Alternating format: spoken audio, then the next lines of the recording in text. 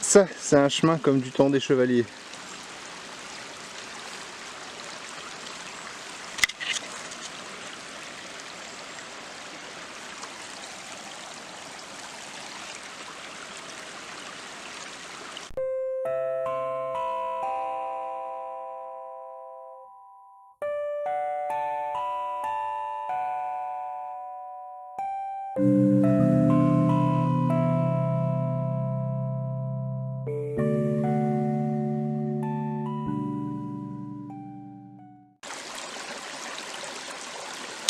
On monte dans la forêt.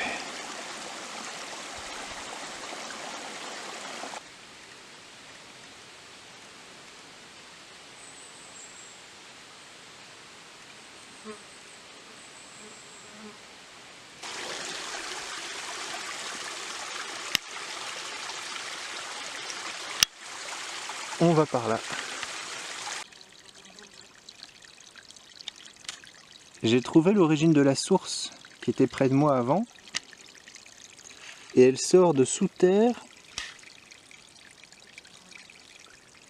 dessous ce gros rocher qui est au-dessus de moi.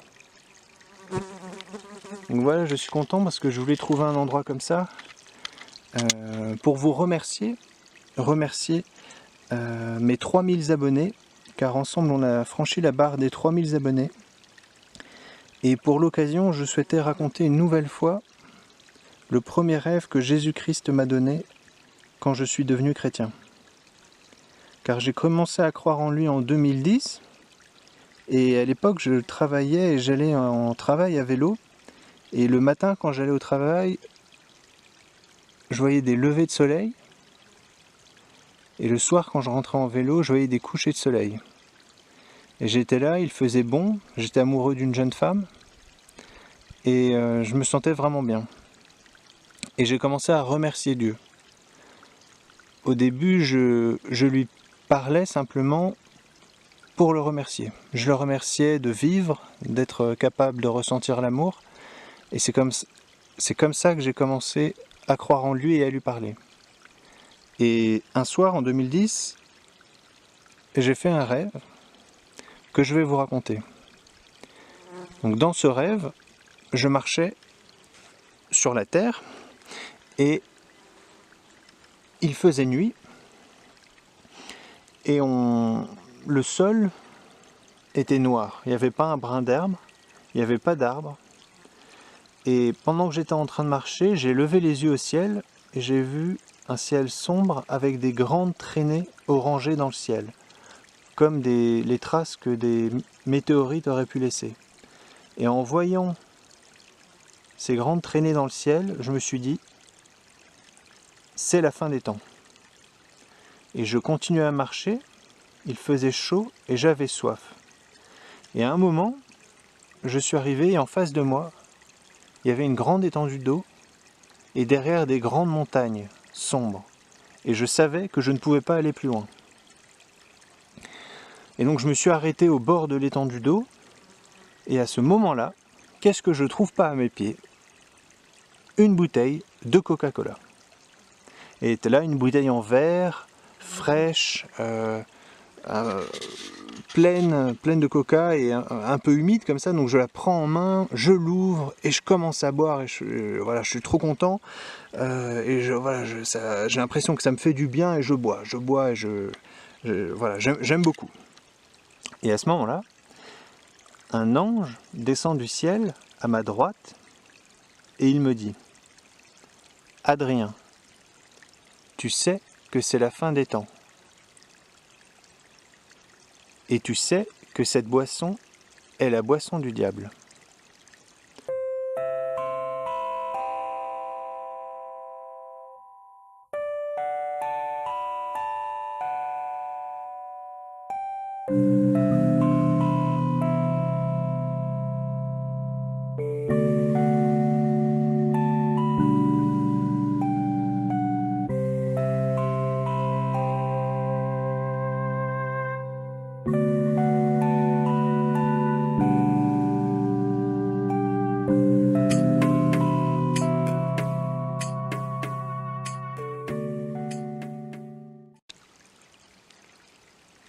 Et ma réponse à l'ange, qui était « Très bien, c'est ma dernière bouteille de Coca-Cola », voulait dire en fait « Très bien, je termine ce que je suis en train de faire et je me tourne vers Dieu et je fais sa volonté. »